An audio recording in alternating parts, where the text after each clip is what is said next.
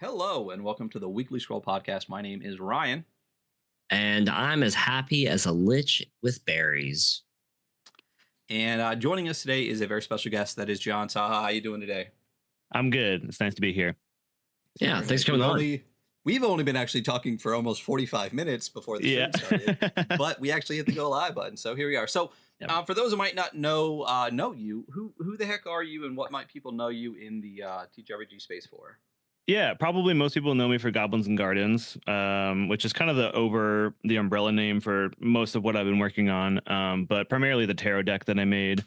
This was a COVID project, started in 2020. Yep, there it is. And launched a Kickstarter for it in, I think 2022, if I remember right.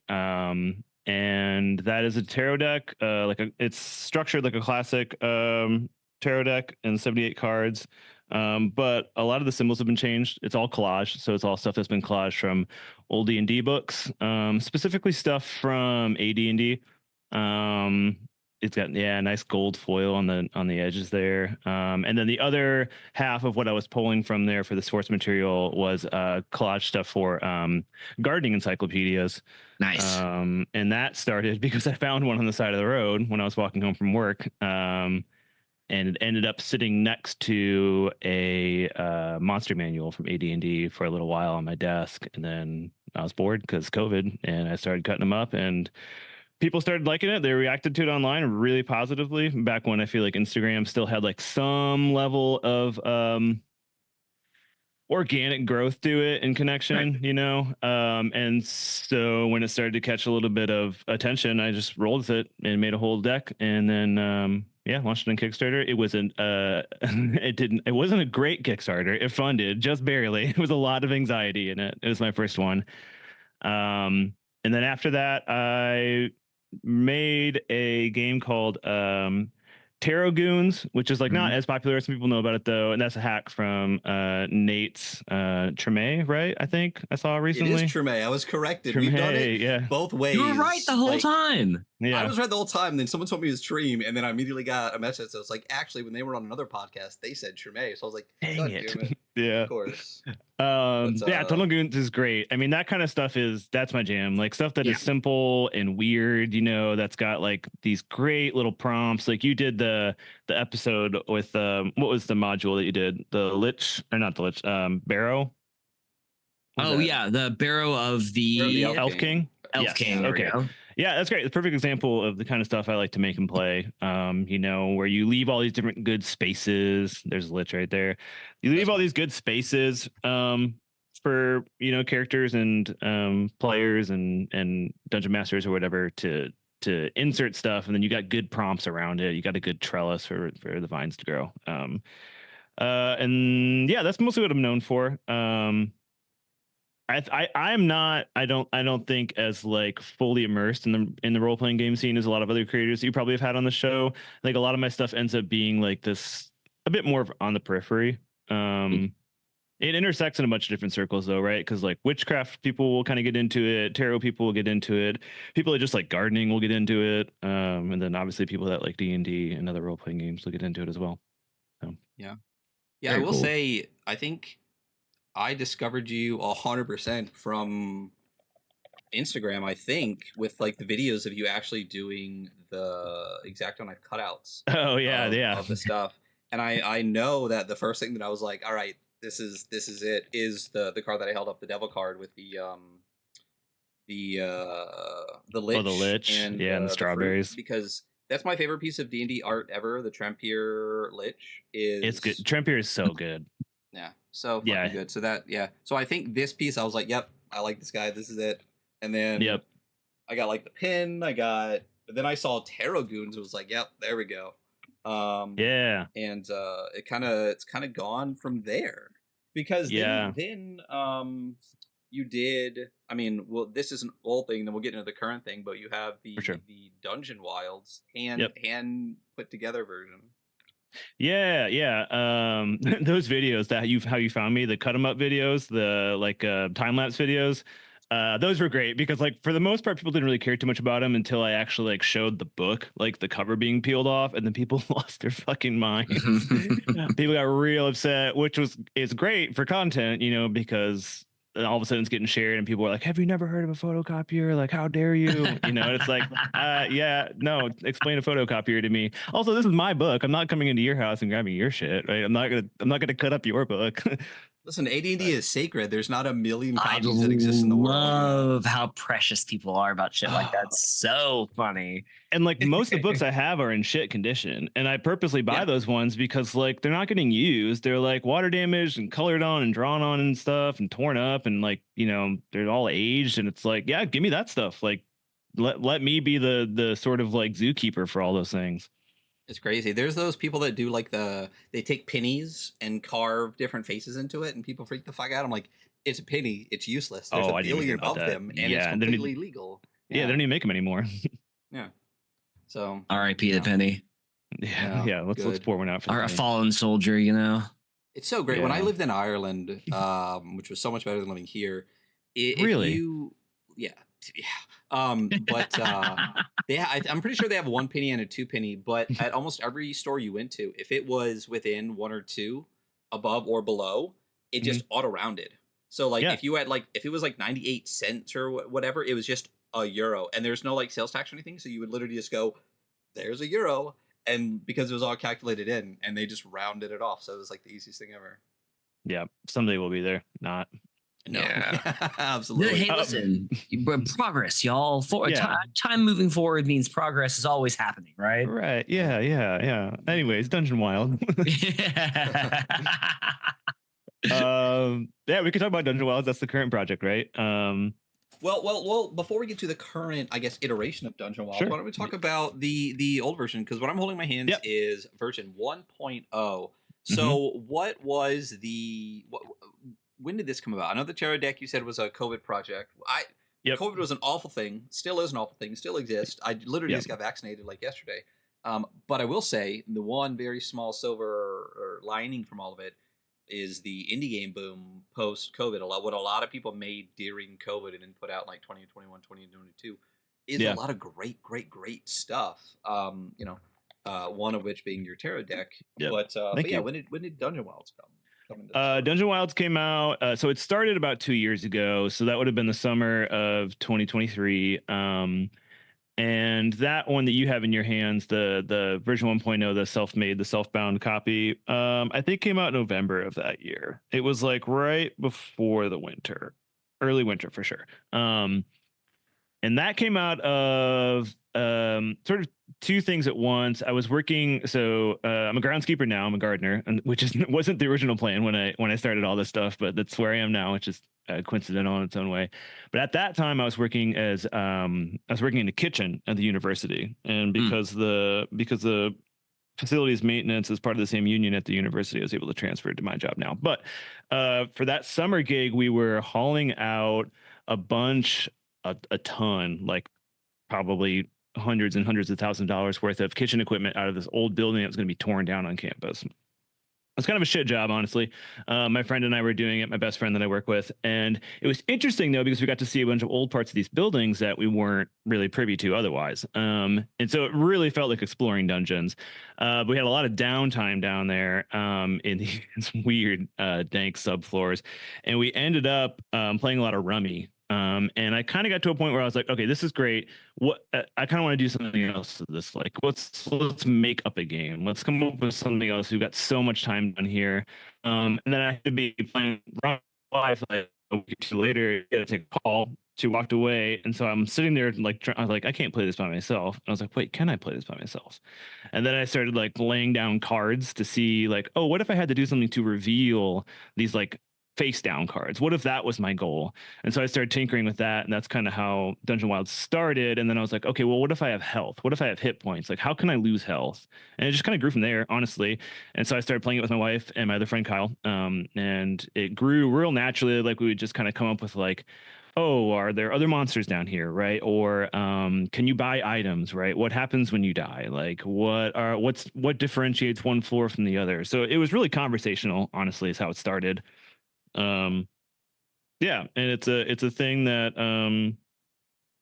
the nice part about this project is that I'm kind of just one person working on it. And the nice part about it is that like occasionally I can leave that behind because I haven't really done a lot of game writing, especially stuff that's not role playing games. Like so this is more of a board game, like tabletop game. I can leave that behind and go and illustrate, which is a really nice part of it because like I'll burn out sometimes on like the writing or the design or the layout or whatever it is, and I can kind of just shut that down and put it away and keep working on the project while like very much shutting off a different part of my brain where I'm like, I'm exhausted. I can't look at text any longer. Like, I can't see the forest of the trees in this. I can just go and draw for the project. But that's kind of the other half of Dungeon Wilds is the illustrations. Yeah, I was gonna say because we haven't talked about that at all. Because the tarot deck is all collages, but your illustrations, like you are incredible. Where? No, thank you. I guess when and where did the illustrating start? Come in. I mean, so I've always drawn, right? Like from a very young age, was encouraged by my parents, and I have been in and out of art school. Do have a bachelor's in fine arts and the debt to show it. But like I think, and I've worked on like sculpture, I've worked on like graphic design, I've worked in like some ceramic stuff and like metals and jewelry. But like I think drawing has been a constant. It's been a thing that I've always kind of come back to.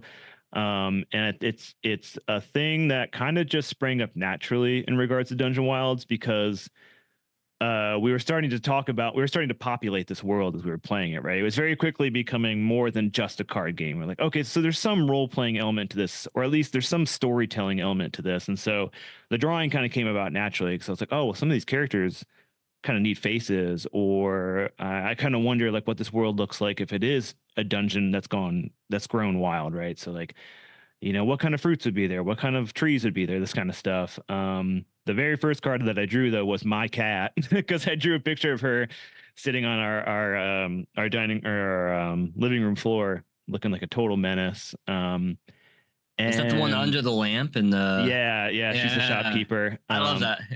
Thanks. Yeah, that card is kind of what kicked it off as far as like moving into illustrating the courts, like the jacks, the queens, and the kings. Because I came back later and drew a bookcase and then the lamp after that. And I did a thing that I actually have not really done in illustrating, which is where I scanned them all in to my computer and digitized it and then like brought those three things together to make like her sitting underneath the lamp with the bookcase behind her, which is like a natural thing for an illustrator to do. I've just never really done it before, honestly. Like so much of my design work has been like working in the physical, right? Like with the collage stuff, like none of the collage stuff was edited after I scanned it all in. I mean, I had changed some of the colors on it, but like none of it was moved around. So like this was the first time that I had kind of stepped up like my game as far as illustrating goes. Definitely like tried something new. I was like, because I felt like, oh, is this going to cheapen the thing? I'm so used to not doing it like this, but like illustrating and then digitizing it and then like finalizing it actually became a thing that really helped my brain in this project. So I was like able to kind of stretch my legs and make mistakes and try new character designs that I hadn't drawn before. And once that kind of clicked, I was like, oh, this whole new world has opened up where I can like kind of just wing it on some of these like character creation illustrations. So yeah, that's a lot of that came to life like very, very organically. That's very cool. I love the illustrations in this. I love the very odd ones at the very front end of Dungeon Wilds as well. I like the eye looking up with just two legs connected to it. Yeah, the monsters that kind of greet you at the beginning of the game. Yeah. A lot of this stuff is definitely inspired by like, I mean, because how do I say this? Oh, like when the narrative doesn't have to be there before the art is, right? Like I'll just kind of illustrate the thing and the narrative will follow after the fact. It's probably a better way to say that, but that's a great way to say it. Absolutely. I think that worked well. Yeah. And then so there is a version of Dungeon Wilds that exists, and there's currently a version that is crowdfunding. That they are different. It's version 1, version 2. Yeah. Maybe eventually version 3.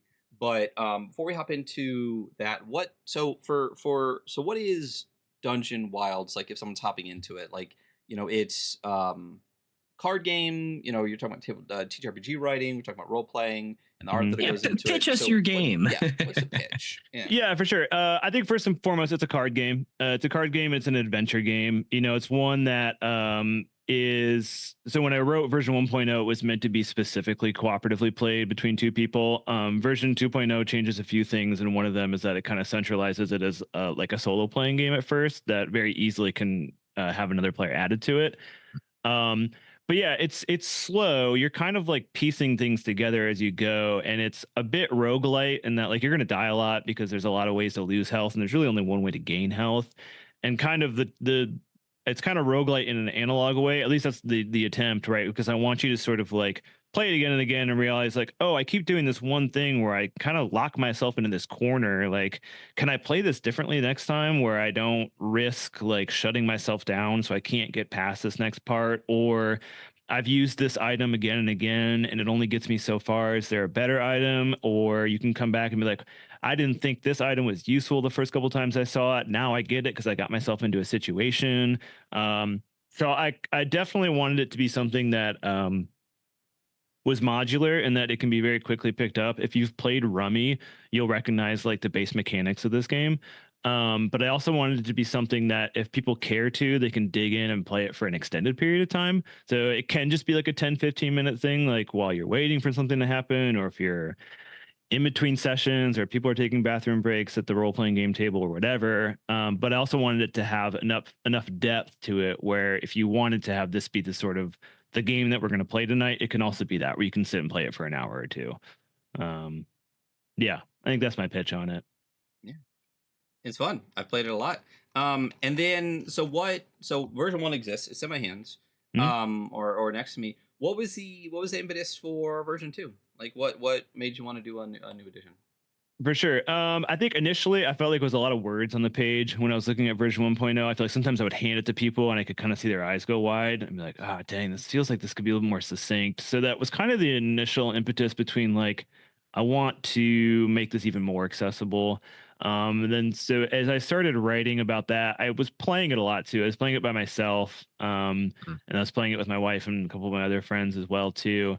And so I was kind of at the same time being like, oh, well, there could be more to this, right? Like in version 1.0, it's kind of arcadey and like you just kind of die and that's it. It feels a little bit like Legend of Zelda where it's like you're not really, there's not much to death other than the fact that it's like, oh, I failed this time, I have to start over. Right. And so that's something I wanted to do differently with 2.0 is to make death a more central part of the game. This is something that Ryan actually helped me with quite a bit. Later on, we ended up talking about this game together. And initially, I kind of was modeling it unintentionally almost after like more like Souls games or like Hollow Knight, where I was like, when you would die in version 2.0, you would drop all of the seeds, like all the points that you had collected that would get dropped there. And you have to make it back to that floor to get those seeds back. And then you get a gift. The dungeon gives you a gift because those seeds have now proliferated and grown. And there's like, narratively speaking, the dungeon is giving you something there. And kind of through talking about it, especially with Ryan, but with a couple other people as well too, we're like, well, you should get the gift right away. Like if you are being reincarnated as a monster after you die and you start over again, the dungeon or the wild should be giving you a gift right away when you start over. And the game became less like punishing then and more about like the act of like death being this like second stage of the game. And then each one of those gifts that you get has a piece of lore attached to it. So like the first time you die, you'll receive a gift that has some lore that's going to explain why the dungeon, or I'm sorry, the first one is what was this land like before a dungeon was built? The second one is why was the dungeon built? So like what purposes does the dungeon serve? Is it a prison? Is it like some sort of factory, whatever it is? And the third one is how are the monsters doing that live here now? And the fourth one is what will this place look like after the dungeon has been destroyed? And so every time you play, you're kind of like you're receiving different gifts depending on how far you've made it, how many gifts you've received, and so you kind of craft this little story. It's a little choose your own story. Insofar as you can effectuate like what things you're going to get by being like, well, I don't want to die with 70 seeds again. I already got that gift. I'm going to see if I can make it a little bit further this time. Yeah, so you get a little bit of a roguelike adventure card game, and then you get a bit of world building as well too, with these sort of the narrative hooks that are attached to each gift. Yeah, and the format is completely different for version 2 than version 1 as well. How do you mean exactly? I don't disagree, but in that it looks more like this. Well, yeah, so it actually has a deck of cards with it now. Yeah, version 1.0 did not have a deck of cards. Yeah, so that's like again, like that's the second half of it was like illustrating it. So like in starting to write 2.0, I felt like I was hitting a lot of walls initially, and I backed off of it for a while, honestly, and just illustrated. I was like, well, I know what some of these cards look like. I've sketched them. Why not just throw myself into that first? I'll come back to writing the actual game content later. So there was a long period there. Probably most of 2024 was spent like illustrating the deck, which is all hand illustrated. There's no AI. Yeah, the card illustrations are fucking fantastic. Thanks. I had a really good time. I spent a lot of time drawing in pencil, which I don't ordinarily do. Usually I go straight to ink. And I have a friend, a very talented artist, who lives here in Kalamazoo, Michigan. Their website is Flat Mountains. If anybody wants to try to find it, their work is incredible. They work more specifically in lino cut and woodcut stuff, but they do a lot of drawing too. And they're very keen on using pencil, and they didn't try to convince me at all, but kind of in watching them, I was like, maybe there's something to this. So there were a couple different like new areas that I dipped my toes into with this project, because I've not really designed a game either, right? Even, Tarot Goons is a hack of Tunnel Goons, which is a game for sure. It has a system to it, but it's pretty open ended, and you can read it in 5-10 minutes. A big source of inspiration for this game was Escape the Dark Dungeon? Is that what it's called? Escape the Dark Castle. Yes, sorry. Yeah. That game is great. That is a really good example of a card game or a game in general that knows what it is and doesn't try to be something it isn't. It doesn't have too many pieces on the table. I know a lot of people like the heavy games. They like Sleeping Gods and like Gloomhaven. They like the heavy boxes with the stuff. And if that's your jam, go for it. It is not my jam. Like that stuff bounces right off me. So when you have a good game that's simple with like some like signature dice that come with it and like a 10-page rule booklet and a deck of cards, I'm sold. Like Escape the Dark Castle it's such a good game. It's such a good example of a game that knows what it is. I still haven't played that. Ryan's talked about it several times, and it's so fucking good. They have Escape the Dark Sector, which is like the sci-fi version. Yeah. I'm like, oh, I would fucking love to. And honestly, it's not really that expensive, but no, they got a bunch of good expansions for it. And one of my favorite expansions they have for it, which is something that I will probably rip off for Dungeon Wilds, is they have a death book where like it's keyed to like, depending on where you die in the game, each card has like a code on it, and you can go and look it up in the death book, and you can have a different descriptor for each time you die, like based on how you died, like how far you got. It's so good. It's that kind of stuff. Yeah, that's what I'm after. Very cool. I love that. So I think Ryan has the art for the cards on the screen right now. Oh yeah, I ran through the illustrations. Love the King of Clubs. Oh, the Cosmic Crab. The Cosmic Crab's great. So that was the last card I drew. Actually, almost didn't make it into that deck, honestly. Oh, nice. I had a different illustration of my dog, who has since passed, but like, it just didn't fit. The drawing that I didn't look like the rest of the deck, and I fought with it for so long. So I was like, damn, I love this dog. I want her to be in the deck. And I took a step back from it. I was like, it just doesn't fit. It doesn't look like the rest of what I'm drawing. And I found an old drawing that I had done of a crab, actually from the days of being down in those dungeons, working for the university, moving all that kitchen equipment.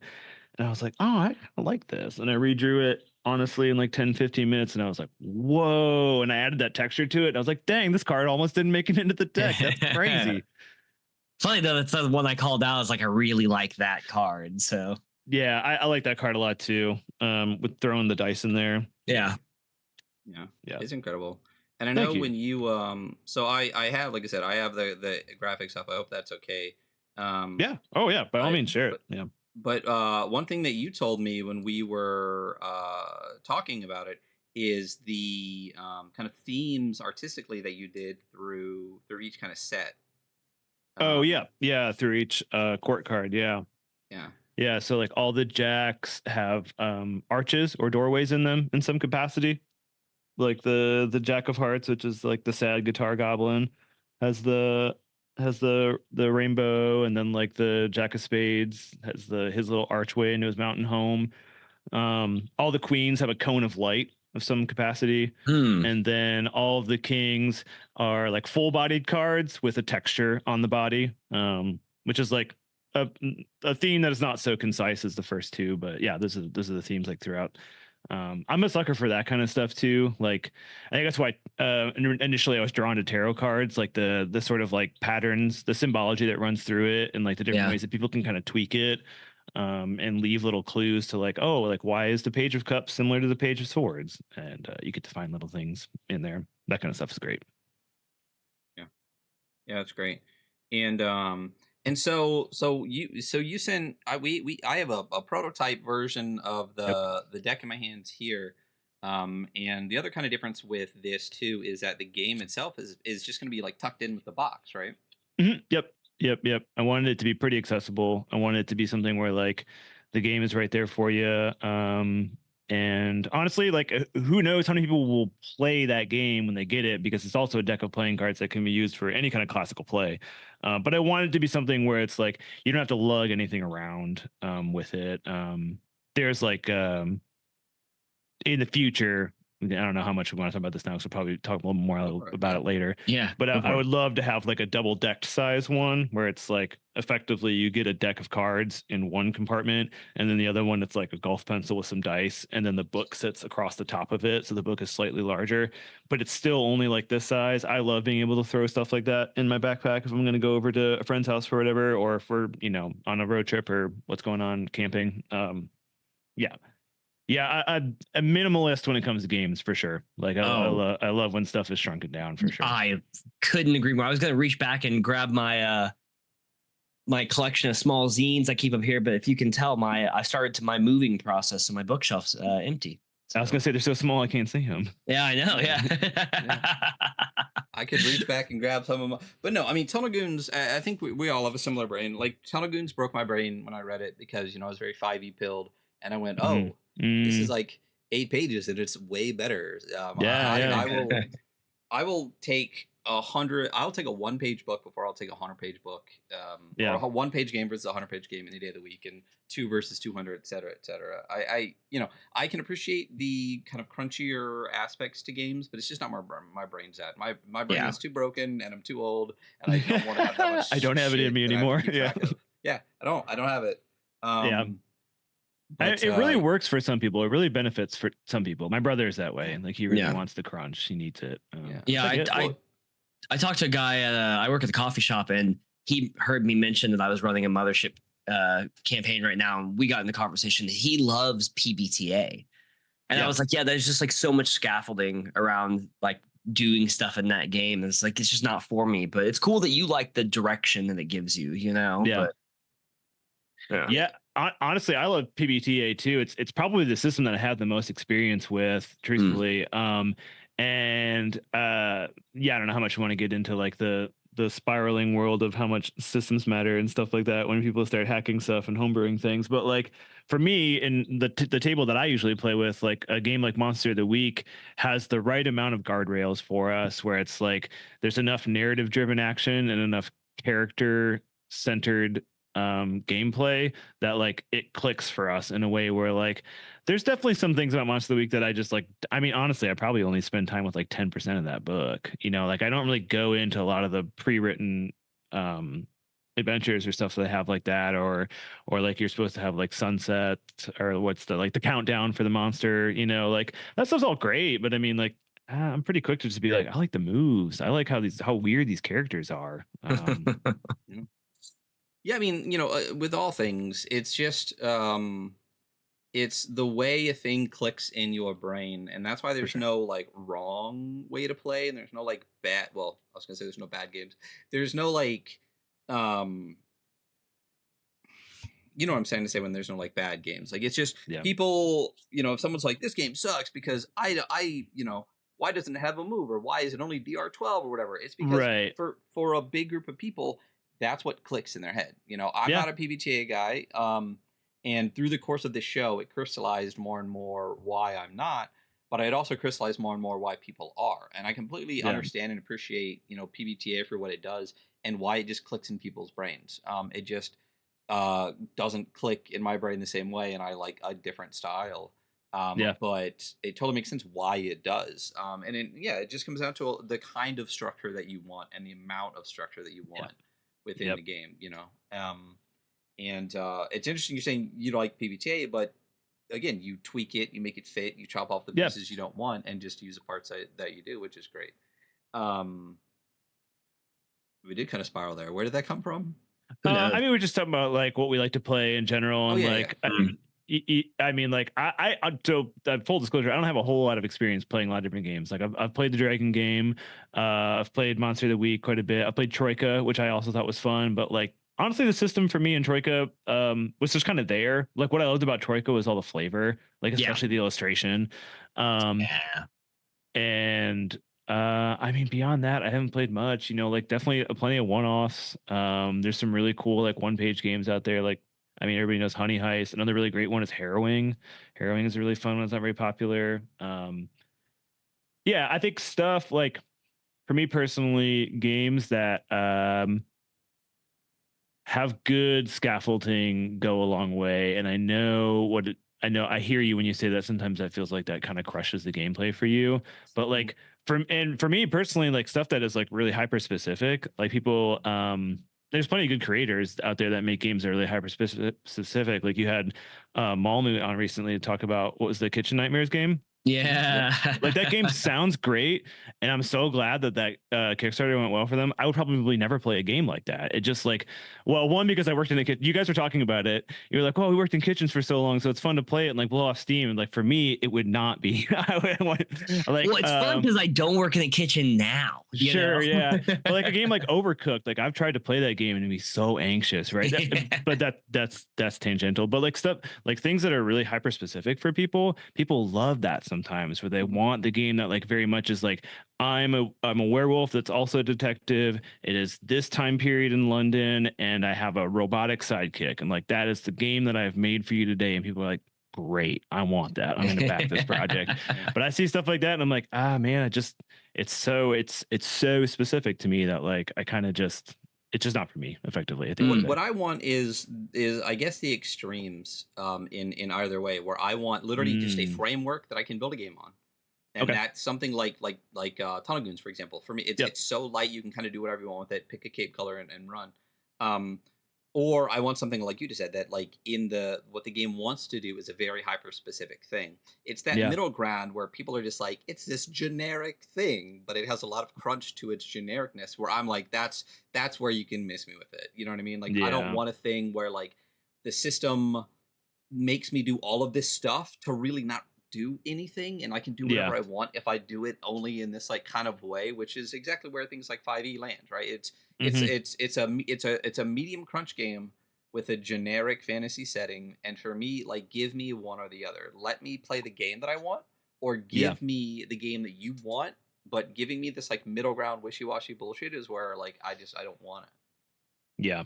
That is funny because I feel very similarly, and I was talking to that guy at the coffee shop the other day about how much I enjoy like Planescape, which is like a like very focused, like odd, but like has like, you're playing in second edition. There's an amount of crunch to it, but I kind of like it for that thing because it's so focused on the thing. Yeah, I think when it's like, a bunch of crunch for a generic thing, it does very little for me as well. Yeah. Give me one. Give me. Shout out Monty Cook, though. Yeah. I have that giant black cube still sitting in the box right here, and I'll probably never touch it. But hey, I have it, right? And that's why with Dungeon Wilds, I've tried to do something different. You're way better at getting back on track than we are. Yeah. I'll bring us back. Yeah. I mean, it's bedtime for me in like 45 minutes, but fair. So my brain is cooked. But Dungeon Wild. So yes, let's get back to it because it is currently on the second edition, the one that I have a prototype card version. It's currently on Kickstarter right now. It still has some days that I'll 12 days. Yeah, 12 days left, and that's it. Sounds right. and you're more than double funded. Yeah. When people go back this project, and obviously the links are where links are. Mhm. What can people get with it? And what are there stretch goals? Like what's the project, I guess, at this point? For What's the sure. Yeah. capitalism part of this?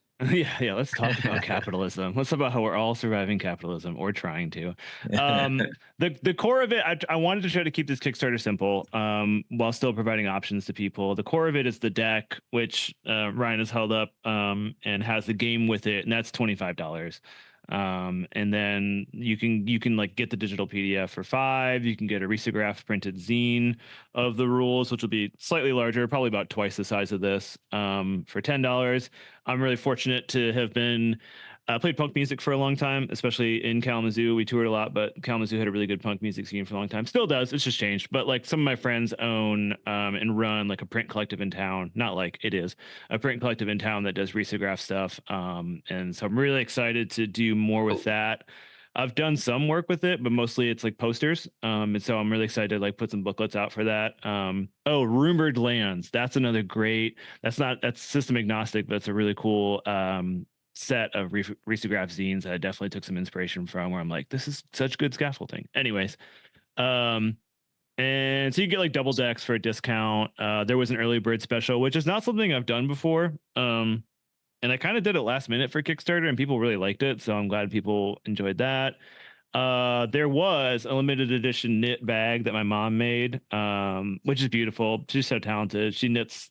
She's a mad woman when it comes to knitting. She's been doing it for like 20 years now. She's really good at it. The adventure bag will come with the deck of cards, and the guidebook, of course, that's inside that. And then it'll come with this really nice golf pencil with an eraser, some dice, and some score sheets to track your progress when you play. And then beyond that, there's add-ons, which is also a thing I hadn't tried on Kickstarter before. So like, you can get the tarot deck that I did. You can get some sticker packs, some risograph posters that I did. Yeah, I think that covers it for the most part. The stretch goals were pretty simple. They were mostly like kind of quality of life improvements. You know, they were like the embossed design in the tuck box, the card quality upgrade, and then beyond that, there is the Deeper Dungeon zine, which is a product kind of like me only having it's coming from me only having so much room in this. So like I had and Ryan and I have talked about this. I had more content for this that just didn't fit in here. Specifically in regards to like the gifts that you can get when you die, and then also the maps that you can explore. So that'll be what that is. That'll come with now that that's funded, so that'll come with everybody's deck if they back it. And then beyond that, the last goal was funded recently, the last stretch goal, and that is our first adventure module, which is like a little scary because I don't have that done. But everything else about the project is done and ready to go to print, so I can just send everything to print. It'll take a while, so I'll have plenty of time to do the zine because that'll be printed here locally, so I won't have to wait on that at all. And that is something that, while it's not finished, is something that I've kind of had in the wings for a while now. And that would have you exploring maps in a new way, where like the cards that you're revealing on the tabletop are keyed to like blockages on a map that will actually allow you to get to new areas, as opposed to just kind of being these like symbolic things that you're revealing. You know, they become actual things that allow you to progress in areas. I have an idea for a combat system that's pretty simple too. And then you would have like a narrative arc to it as well. Like you would have what would be like akin to like a choose your own adventure thing, where you would have some choices you can make, but also some choices that are made for you when you fail at something, when you die a certain amount of times, you know, that kind of stuff. One of the things that I love about Caves of Cud, if we can talk about that game for a second, is how the game kind of like ticks when you move in the game. Like anytime, like it's got this kind of world clock that happens. And I would love to bring that into an analog game where it's like, as you make decisions in the game, there's like a kind of clock that you have to check, like a table that you would have to check to be like, okay, well, I can no longer access this part of the dungeon because that was so many turns ago, or I already cleared that floor, or whatever it is. So that's what's out ahead of us for like version 3.0, is to like add another layer of depth to the game. And again, I want to leave it modular because like sometimes I just enjoy playing this game for the sake of like clearing a board and like not really looking up like items that I can use. It's more of like a puzzle thing at that point. But I want to give people the option to dive in deeper and like, oh, okay, I can actually explore a map. I can fight this hero that showed up, or I can collect this item, or I can clear this dungeon before I die the 4th time or whatever it is. That sounds pretty cool. Have you like read like 12 Years by Max Boone? No, I've not. Oh, I feel like that would be just it. Not that it's like so deeply related to your current project, but I feel like there is a little bit of like shared, like modular, like randomly generated DNA that you might appreciate from that game. Yeah, I'll check it out. There, you know, like there's plenty of stuff that I've played. We talked about some games we played. I've also played Mouse Raider as well too. But like the list of stuff I've played is not long. And so like and I try not to be chronically online like I am right now during this Kickstarter campaign. So there's a handful of times where like when Ryan and I talked for the first time, where he was like mentioning like, wow, your game really reminds me of, it's trying to do something kind of like this, and I was like, I have never even heard of this game or this creator at all. But I think that's some of what is kind of like the meta part of doing these projects, is that like you get to like crack into other people's brains through conversation and community, you know, when it does happen. Which does community happen online? I don't know. I don't know. Illusion of community definitely happens online. It can. I think through social media, it has this veil that it has to operate through that can really hinder it sometimes, unfortunately. Yeah. As far as like back to the Kickstarter though, something that I did differently this time, I don't know why Kickstarter gives you the option to roll the cost of shipping into your funding goal. If you've never done a Kickstarter before and you're listening to this now, don't do that. There's so many reasons for you to not do that. I did that the first time I did a Kickstarter and it screwed me over so bad. One, because shipping prices change, right? Right. And 2, because it inflates the goal that you need to hit, and the longer it takes you to hit your goal, the less likely it is that you're going to hit that goal. So yeah, pay for backer kit or whatever you need to collect that information after the fact. That was a huge lesson I learned from that first campaign. This one went much more smoothly. The first time, I think I funded in the last like 3 or 4 days. I was like biting my nails the whole time. I mean, it seems like you've done everything well. I mean, like the process of like doing a small Kickstarter, you know, like working on your own project, doing like a hack of a project that you like, and then like expanding on your own thing. It feels like a very like wise and natural progression. Well, thank you. I think now people kind of skip over to their first like $30,000 project, you know? Yeah, I think that's also a product of people being like, I don't want to work my day job anymore. I have found a little corner of the internet where my stuff has gained some traction and I want to throw my full weight into this, which is like, I can't blame them. That will never be me though. Like this will always be a side gig for me. Well, not always. I can't predict the future. This will likely always be a side gig for me. Which means stuff will come out slowly, but it also means that like my health insurance is not contingent on if I am able to clear my next $30,000 Kickstarter goal, which is just like, it would make me so anxious. I couldn't do that. Yeah, that's valid. That's crazy. There's Chris McDowell, Into the Odd, Mythic Bastionland, Electric Bastionland, all this stuff.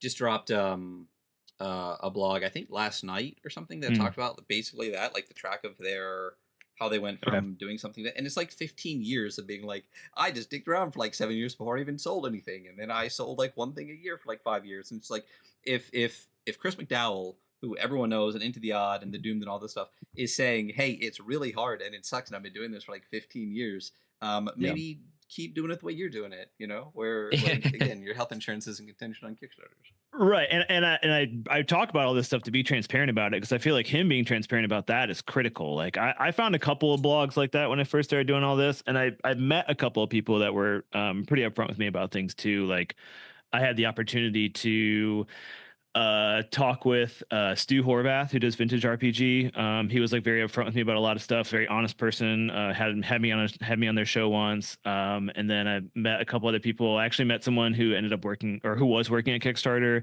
She walked me through a lot of things too, just kind of like avoiding some pitfalls here and there. And like that stuff is so critical. Like when you have when you're stepping foot into a new scene, whatever it is, music or role-playing games or whatever you're doing, like to have people that are like willing to like for no cost to you and for no like clout or fame of their own, like just kind of be like, hey, this is what worked and what didn't work for me, and this is like the 7 to 15 years of me fucking it up.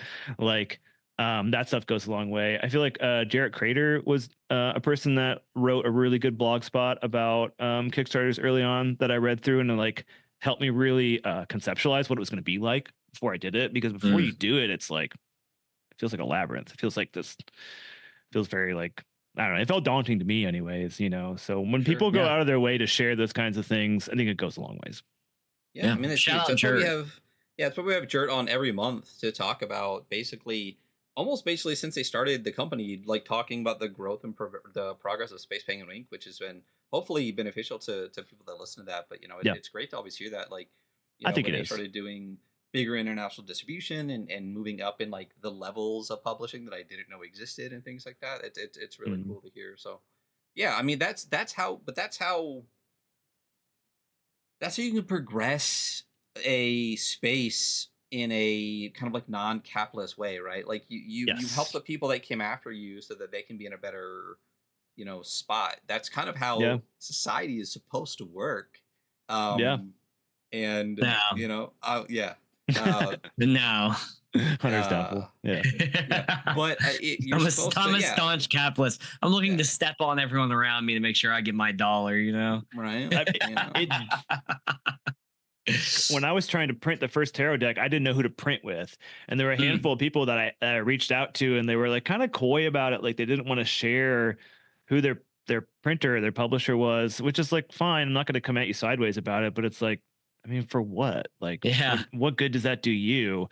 So there were a handful of people that also kind of like let me see behind the scenes in regards to that too. Like that went a long way as well too. Where it's like, I don't know how to print 500 tarot decks. I don't know where to start looking for this kind of stuff. If I just Google it, I'm going to end up getting scammed. You know? Yeah, you'll get the most expensive option you possibly could get on Google. Yeah, right. Yeah, and so like, no, it's a huge part of like actually building a community. You know, and it's like, you can write blogs about it, right? That does help sometimes, but sometimes you just kind of have to have conversations like this, or, you know, email back and forth or whatever it is.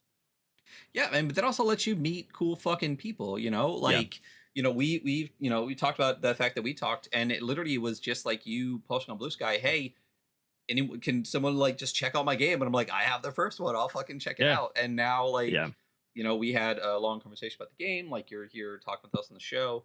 Friend of the show now, and that's great. You know, that's how you develop community. That's how you develop friends. It's how you can get into those spaces. So it's really, you know, it's great to help others, and in turn, you will eventually get help as well. I mean, it's not like a, you know, transactional. It's just if you are good and help people, eventually, like, you know, that's the energy you're putting out there and whatever.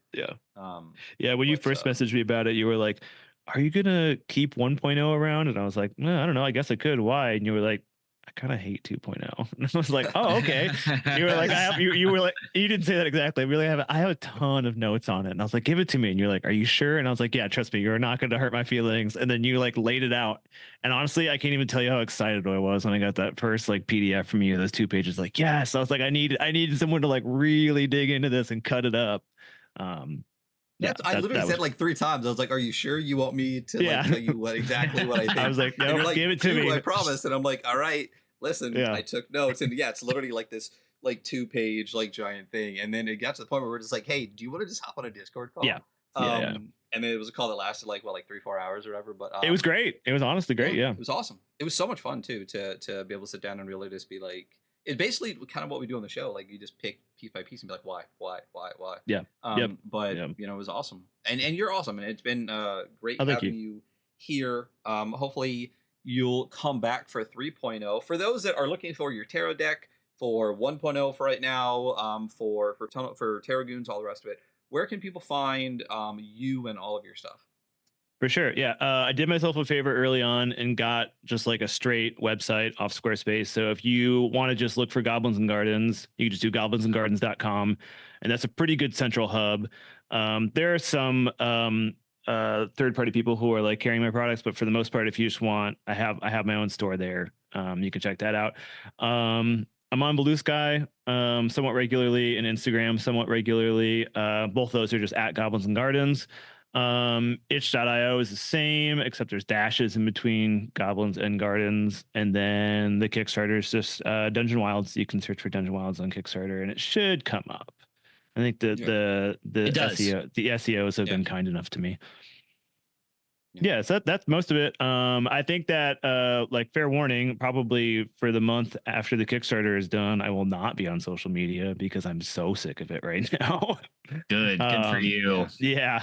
And then I do have a newsletter, which some people have signed up for. It is not going to be something that you're getting like every month. It's going to be something that's like quarterly, where it's like, hey, this is the next leg of this project. Or this is, you know, I guess I should say I have a Patreon as well too, but that's just like a free one, or you can give $1. Like I don't have tiers on there. I'm not giving a bunch of content. I don't have the capacity. I don't have the bandwidth to do a full on Patreon like some people do. So it's like, if you want to contribute $1 to help me out, I think what that looks like moving forward is that as Dungeon Wilds gets off the ground, I will have probably like adventure module packets that will be for it that you can get for a discounted rate. I think I will just give codes like as those things pop up in the shop, and then people can get them for cheaper. Yeah, so that's where you can find me. It's Goblins and Gardens everywhere, pretty much.